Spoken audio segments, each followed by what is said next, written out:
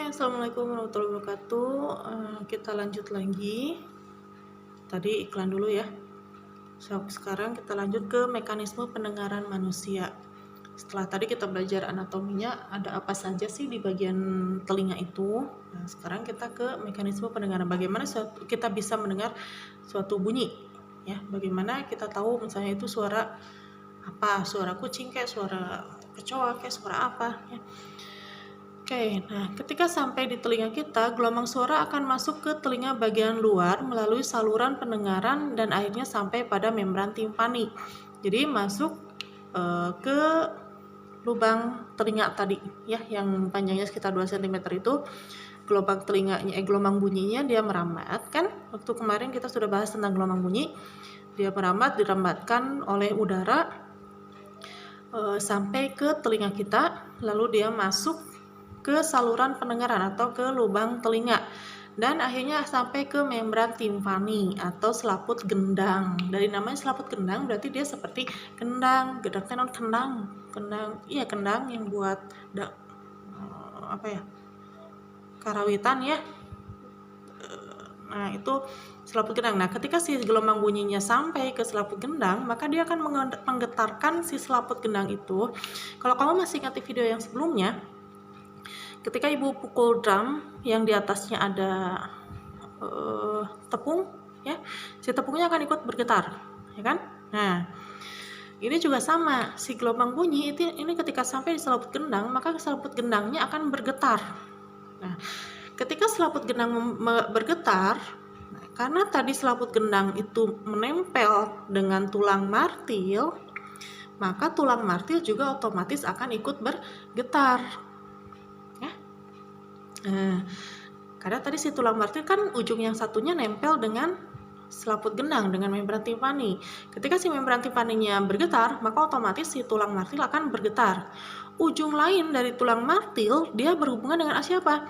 Dengan tulang landasan. Ujung tulang landasan berhubungan dengan siapa? Nempel dengan siapa? Dengan tulang sanggurdi. Maka ketika selaput gendang bergetar, maka tulang martil akan ikut bergetar. Otomatis tulang landasan juga akan ikut bergetar. Tulang landasan bergetar, mau tidak mau tulang sanggurdi juga akan ikut bergetar. Nah, semuanya akan ikut bergetar. Ujung dari tulang sanggurdi itu ada tingkap benar, itu akan ikut bergetar juga. Nah, ya. Jadi ini seperti apa ya? Ya perambatan getaran aja. Ketika satu bergetar, maka yang lain akan ikut bergetar karena mereka sambung menyambung, saling berhubungan, saling menempel. Ya sama kayak kesetrum gitu ya. Kalau misalnya satu kesetrum, pasti yang lain juga akan ikut kesetrum kalau saling pegangan tangan. Nah ini juga sama. Ketika si membran timpaninya bergetar, maka semuanya akan ikut bergetar. Ya sampai yang terakhir, nah dia akan menggetarkan cairan di dalam rumah siput. Jadi tadi di dalam rumah siput ini terdapat cairan, ya. Ini terdapat cairan di sini. Ya. Nah, cairan yang bergetar ini akan menstimulasi ujung-ujung saraf. Ingat tadi dia berhubungan dengan saraf nih yang kuning tadi ya. Nah, ya. Jadi si cairan ini akan bergetar, akan nyampe susunannya teh. Bukan keplok, bahayanya. Ya gitulah. Bergoyang, si cairannya akan bergetar dan dia akan menstimulasi merangsang ujung-ujung saraf. Nah, impuls atau informasi dari ujung saraf ini akan diteruskan ke saraf pendengar di otak besar. Ya. Kekhususan pola impuls ditentukan oleh pola gelombang suara yang diterima. Jadi masing-masing gelombang bunyi, ingat kemarin kita sudah bahas tentang warna bunyi.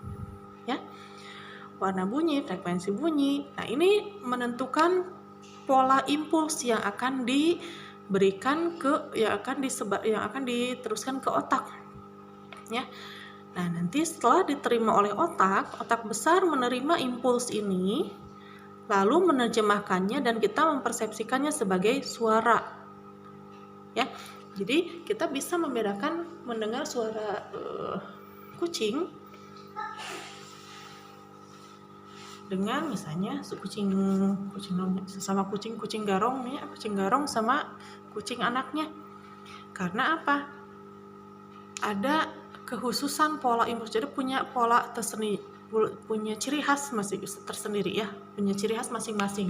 Ibu tidak akan bahas lagi karena sudah kemarin di warna bunyi ya. Kita bisa membedakan suara piano dengan suara suling, sama-sama dipetik kita sama-sama menggunakan senar, kita bisa membedakan suara gitar dengan suara biola misalnya, suara gitar dengan suara ukulele. Nah, karena itu ada pola khasnya, ada kekhususannya. Nah, ini nanti akan membuat pola impuls yang khas juga ya, dan kita nanti mempersepsikannya sebagai suara. Bagaimana kita tahu itu suara kucing?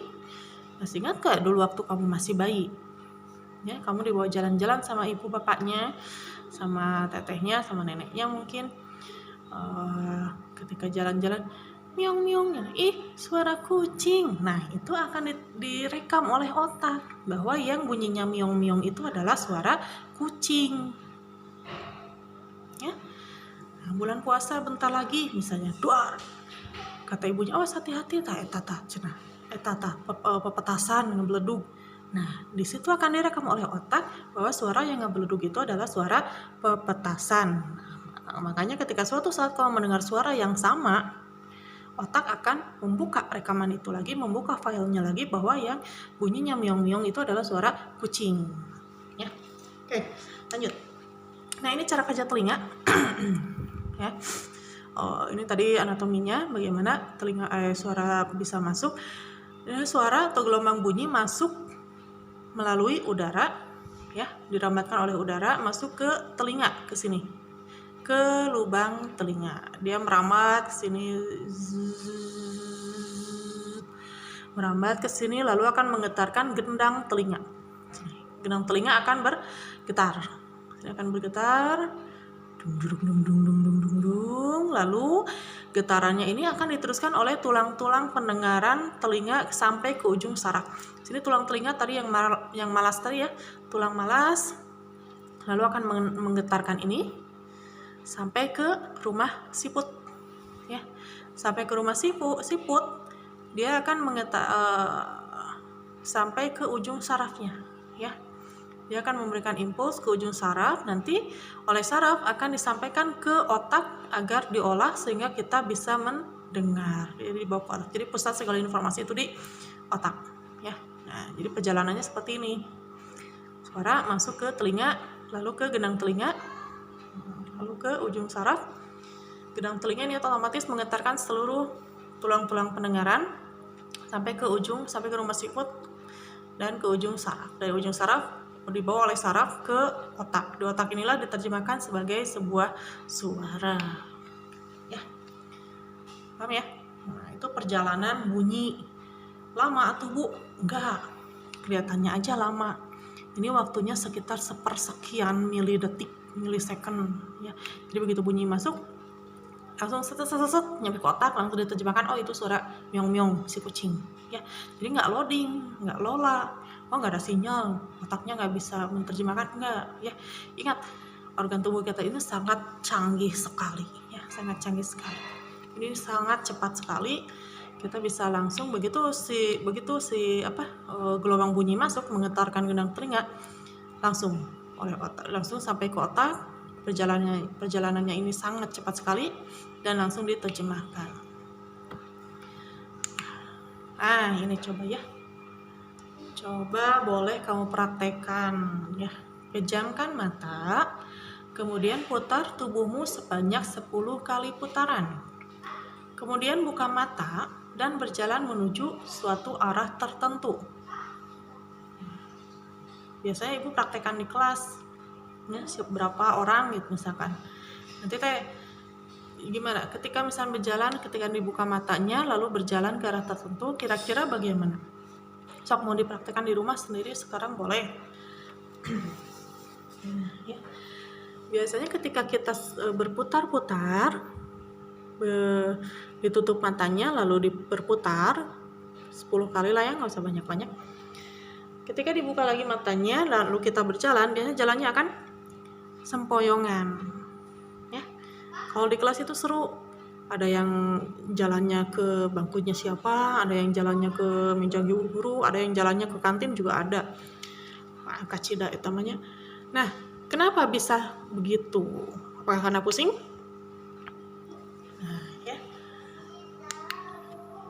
Nah ini, jadi ada fungsi ganda dari telinga. Selain sebagai indera pendengaran, telinga juga merupakan indera keseimbangan. Telinga juga merupakan indera keseimbangan. Nah, fungsi keseimbangan ini terdapat pada telinga bagian dalam yang dilakukan oleh 3 saluran setengah lingkaran.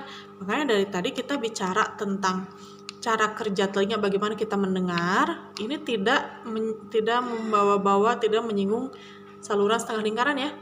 Dari tulang pendengaran langsung ke rumah siput, enggak ke sini. Karena ini saluran setengah lingkaran ini berfungsi berperan sebagai indera keseimbangan. Ya. Berperan dalam menjaga keseimbangan kita. Nah, dengan adanya 3 saluran setengah lingkaran ini, adanya 3 organ tersebut, maka telinga bagian dalam ini dapat mendeteksi pertama, posisi tubuh yang berhubungan dengan gravitasi. Ya. Posisi tubuh yang berhubungan dengan gravitasi atau keseimbangan statis yang dilakukan oleh utriculus dan sacculus. Posisi tubuh yang berhubungan dengan gravitasi, misalnya ketika kamu berdiri dan ketika kamu handstand. Handstand itu apa? Berdiri dengan menggunakan tangan, berarti posisi kepalanya di mana? Di bawah. Ya, itu berhubungan dengan gravitasi. Nah, peran keseimbangan statisnya ini dilakukan oleh utriculus dan sacculus. Yang tadi sudah Ibu bahas di awal telinga bagian dalam ya. Posisi tubuh yang berhubungan dengan gravitasi. Ketika kamu handstand atau jungkir balik, ya, jadi posisi kepala di bawah.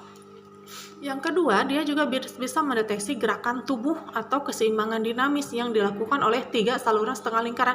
Seperti tadi ketika kamu berputar-putar atau misalnya menggeleng-gelengkan kepala dengan sangat cepat, itu fungsi keseimbangannya dilakukan oleh 3 saluran setengah lingkaran.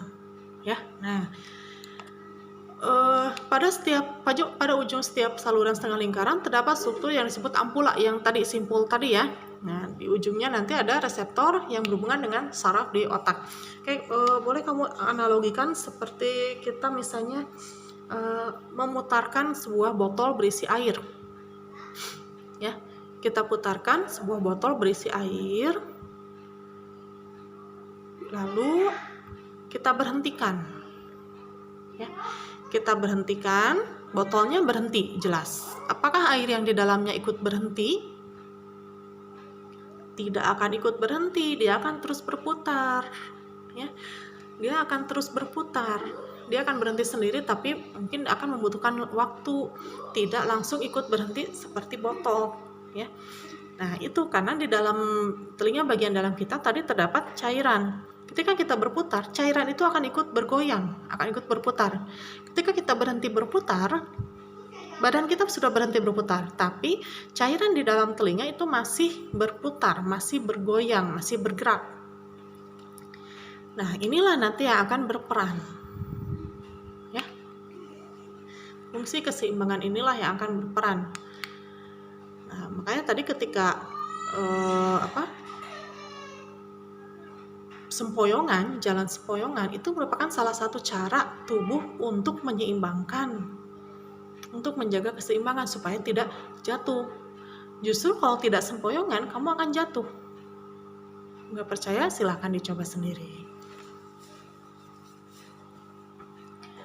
Nah, dengan adanya gerakan tubuh atau kepala, maka cairan yang ada di dalam saluran setengah lingkaran bergerak. Nah, tadi ya, ketika waktu kita memutar botol berisi air. Nah, ketika kita menggerakkan kepala, bagian kepala misalnya, cairan yang ada di dalam saluran setengah lingkaran akan ikut bergerak dan merangsang sel reseptor yang tadi ya, yang di ujung ampula itu. Oleh sel reseptor, gerakan ini nanti akan diubah menjadi impuls dan diteruskan ke otak. Nah, karena ada informasi ke otak, dari saraf informasi ke otak bahwa kepalanya sedang tidak seimbang, kepalanya sedang bergerak-gerak, tubuhnya sedang bergerak-gerak, maka otak akan langsung memerintahkan otot. Nah, hati-hati ini, otak akan memerintahkan otot untuk menjaga keseimbangan tubuh. Ya, jadi gaskeun ya, biarin atuh itu biar puputaran biar jatuh, enggak, tapi otak akan otomatis langsung memerintahkan otot untuk menjaga keseimbangan tubuh, salah satunya dengan jalan sempoyongan tadi. Jadi jangan suuzon, jalan sempoyongan itu justru menjaga tubuh supaya tetap seimbang ya. Nah, sedangkan di utriculus dan sacculus terdapat batu kecil yang tadi kita sebut sebagai otolit. Otolit tadi akan merangsang dengan cara menekan sel reseptor serta bereaksi terhadap gravitasi. Nah, ini otolit tadi yang tadi ceritanya lepas ya. Tapi akan refleks untuk menyeimbangkan ya. Otak akan dapat menentukan posisi kepala dari gerakannya. Ya, canggih sekali ya. Jadi dari gerakannya entah itu posisi kepala di bawah, kamu handstand atau kamu sedang berputar-putar. Nah, jadi nanti akan disesuaikan keseimbangannya apakah dengan cara sempoyongan atau dengan cara lain supaya tubuhnya tetap seimbang ya. Oke ya, sampai sini mekanisme pendengaran dan indera keseimbangan juga ya. Jadi fungsi keseimbangan tubuh itu juga terdapat di telinga di bagian saluran setengah lingkaran dan sacculus dan utriculus tadinya. Oke, terakhir pendengaran pada hewan. Nah, ini di gelombang bunyi kemarin sudah dibahas bahwa kita telinga pada manusia itu hanya dapat mendengar bunyi dalam rentang 20 Hz sampai 20.000 Hz. Itu kita sebut sebagai audiosonik. Di bawah 20 Hz kita sebut sebagai frekuensi infrasonik dan di atas 20.000 Hz itu kita sebut sebagai ultrasonik. Frekuensi infrasonik itu terlalu rendah untuk bisa didengar oleh manusia. Kita nggak bisa mendengar frekuensi di bawah 20 Hz. Di atas 20.000 Hz juga terlampau tinggi, ya, sangat tinggi. Telinga kita akan sakit. Ya, telinga kita akan sakit. Infrasonik dan ultrasonik itu hanya bisa didengar oleh hewan-hewan tertentu saja. Nah, bagaimana mekanisme pendengaran pada hewan?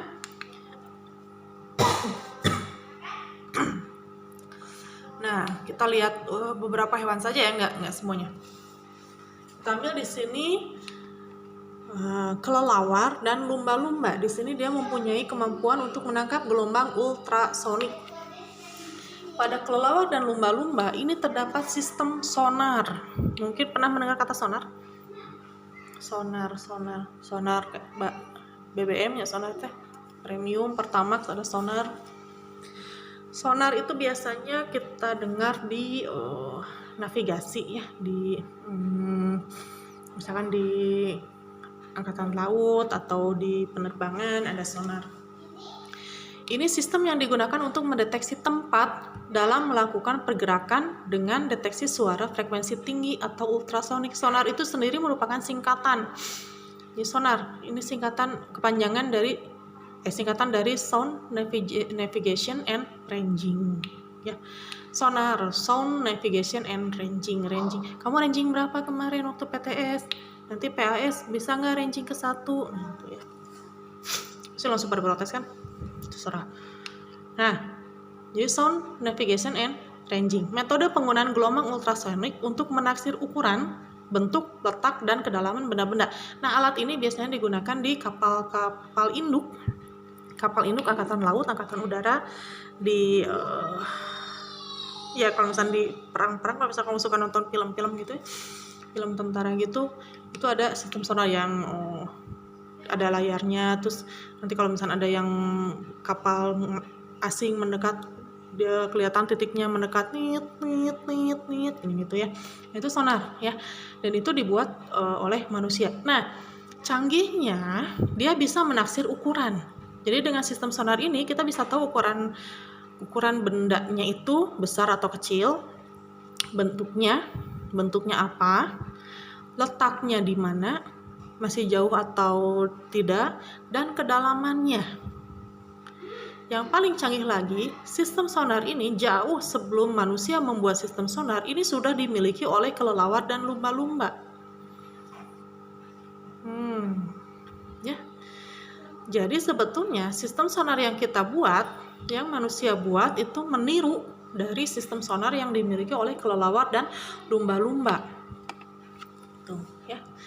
Jadi ini sekali lagi dia bisa menentukan ukuran, menaksir ukuran. Ini ukurannya besar kecil ya.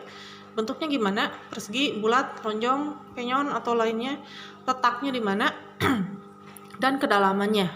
Ya misalkan lumba-lumba ingin, oh ini kedalamannya di sini nih, langsung set ketemu aja. Nah itu sonar yang dimiliki oleh kelelawar dan lumba-lumba dan diadopsi oleh manusia dalam perlengkapan militer. Nah seperti ini ya. Ini apa ini? Oh kelelawar. Nah ini si lumba-lumba. Nah ini kapal selam ya. Kamu jangan heran, ini kelelawar, ini lumba-lumba, ini binatang apa? Bukan binatang ya. Ini kapal selam. Nah, si kelelawar, ini sistem sonarnya yang kuning, ya. Lalu ini ada returning sound wave, jadi pemantulan gelombang bunyi, ya. Jadi ini masih memanfaatkan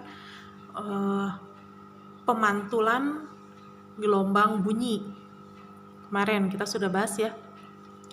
Jadi si kelelawar, lumba-lumba, dan kapal selam, dia akan memancarkan gelombang ultrasonik. Kalau kapal selam kemarin pakai alatnya apa? Fatometer, ya. Fatometer dia akan memancarkan gelombang ultrasonik, ya. Misalnya gelombang ultrasonik tit. Kalau ini bunyi modenya, kalau ini mah nggak mungkin bunyi. Ini yang si kapal selam tit. Nah, ketika mencapai bendanya, nah, ini ya. Setelah mencapai benda tertentu, oleh benda ini akan dipantulkan, bukan oleh benda ini, dia akan memantul ya, gelombang bunyinya akan memantul, sama seperti kemarin kita mengukur kedalaman laut, sama itu juga menggunakan sistem sonar, dipancarkan gelombang ultrasoniknya sampai dasar laut, dipantulkan lagi. Nah ini juga sama, dipancarkan. Setelah mencapai bendanya atau misalkan mangsanya, lalu akan memantul. Nih, nah gelombang yang merah ini pantulannya. Nah, sampai kembali ke si lumba-lumba atau si kelelawar. Nanti mereka akan bisa mendeteksi, oh ini si ikan ini jaraknya di mana sih? Berapa lama lagi?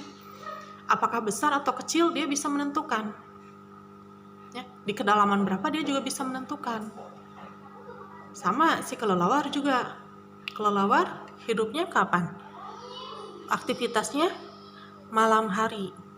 Nah, makanya kalau misalnya kamu masih suka beraktivitas malam hari sampai tengah malam, sampai Januari itu masih beraktivitas, berarti kamu kelompoknya kelelawar.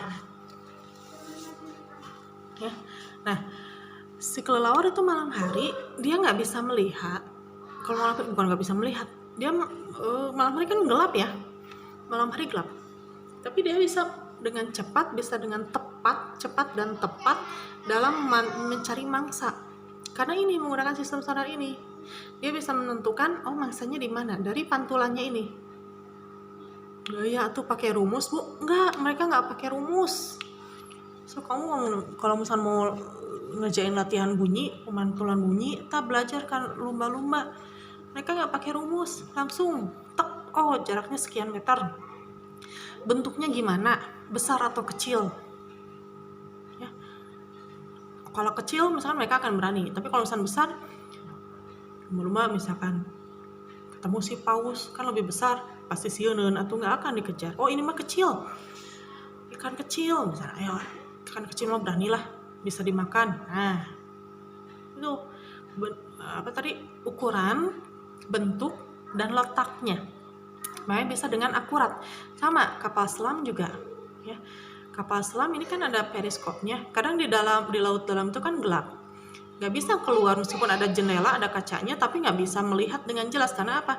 Karena di sini kemungkinan gelap, apalagi di laut yang dalam. Makanya mereka menggunakan sistem sonar ini, dipancarkan gelombang ultrasonik. Nah, ketika misalnya ada tebing, pada jarak tertentu ada tebing, dia akan memantulkan. Oleh alat fotometer itu akan terukur, oh ini jaraknya berapa meter, jaraknya berapa meter lagi, sehingga kalau misalnya udah dekat, dia akan putar balik atau berhenti untuk menghindari tabrakan. Nah, itu sistem sonar yang bekerja pada kelelawar, lumba-lumba, dan pada kapal selam. Jadi memanfaatkan gelombang bunyi. Ini dipancarkan, lalu dipantulkan lagi. Sistem pendengaran pada kelelawar ini kita sebut sebagai ekolokasi. Echolocation. Kalau misalnya kau pernah nonton film Finding Dory di situ ada tokohnya si ikan beluga sama si pausnya agak buta, temannya si Dory. Itu si ikan beluganya bisa kemampuan ekolokasi. Ada adegan itu gitu. Ya. Nah, itu ekolokasi sama. Dia memancarkan gelombang ultrasonik juga. Kemampuan kelelawar menangkap pantulan gelombang ultrasonik dari suara kelelawar yang bersentuhan dengan benda diam atau bergerak. Kamu kelihatan ini apa sih? Semut ya? Biarin. Nah, pada saat terbang, kelelawar mengeluarkan suara berfrekuensi tinggi sekitar 50 kHz. 50 kHz itu berapa? 50.000 Hz. Kita bisa sampai berapa? Maksimal 20.000 Hz. 20.000 Hz juga itu sudah sangat tinggi dan memekakan telinga.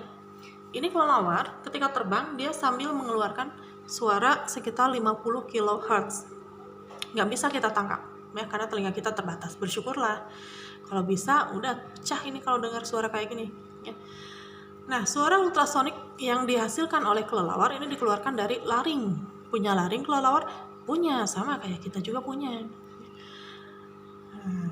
Dikeluarkan dari laring. Jadi sepanjang dia terbang, dia mengeluarkan suara ultrasonik. Ini lalu dia modifikasi sinyalnya sehingga dapat memodifikasi sesuai dengan lingkungannya. Nah, nanti ketika dipancarkan dan akan dipantulkan apabila terkena mangsanya ya. Nah, fenomena ini seperti gema ketika bunyi dipantulkan, sama aja masih pemantulan bunyi, hanya ini terjadi secara alami ya. Pulsa ini kemudian dianalisis oleh sistem otak kelelawar untuk menginterpretasi dan mengetahui posisi mangsanya atau objek lain. Jadi, sudah sangat canggih sekali sistem sonar kelelawar dengan lumba-lumba ya. Nah, ini selama dia terbang dia mengeluarkan gelombang ultrasonik, lalu ketika kena suatu benda atau suatu makhluk dia akan dipantulkan. Nah, pantulannya ini akan diterima lagi oleh kelelawar, lalu otak kelelawar akan menerjemahkan bahwa bendanya ada di mana, bentuknya apa, bentuknya seperti apa, lalu ukurannya sebesar apa ya. Langsung dikejar, kalau memungkinkan dia kejar, terus kejar meskipun gelap gulita, tapi dia akan bisa menangkap.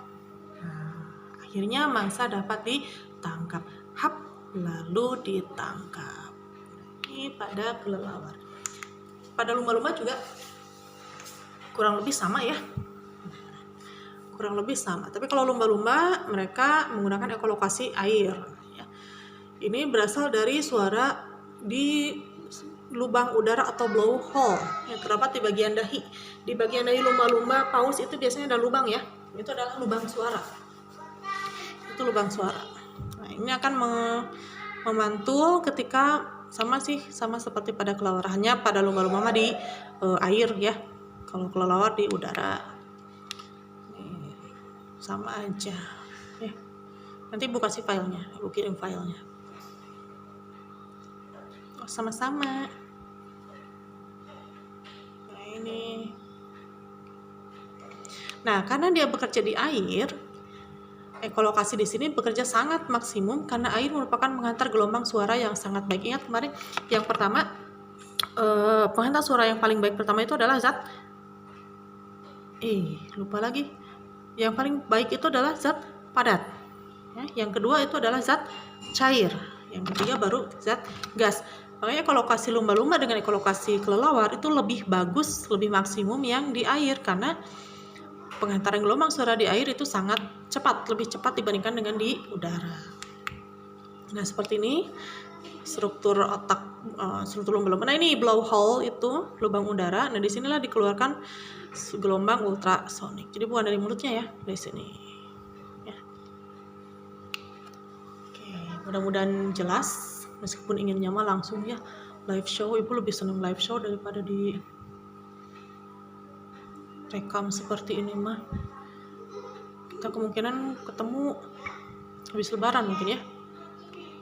Ya, semoga masih bisa ketemu ya.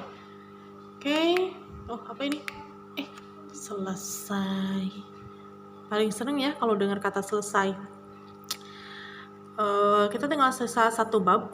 Yang terakhir itu bab cahaya dan optik. Nanti berhubungan dengan indera penglihatan mata. Ini kalau ini pendengaran, itu nanti penglihatan. Satu bab terakhir insya Allah minggu depan kita share, kita belajar lagi. Seperti biasa, kalau ada yang ingin ditanyakan langsung ketik di kolom komentar. Oke, terima kasih. Sekian dulu. Terima kasih banyak atas perhatiannya. Semoga bisa kamu pahami. Diulang-ulang aja videonya atau nanti kamu baca filenya secara langsung. Oke, terima kasih banyak sekali lagi. Assalamualaikum warahmatullahi wabarakatuh.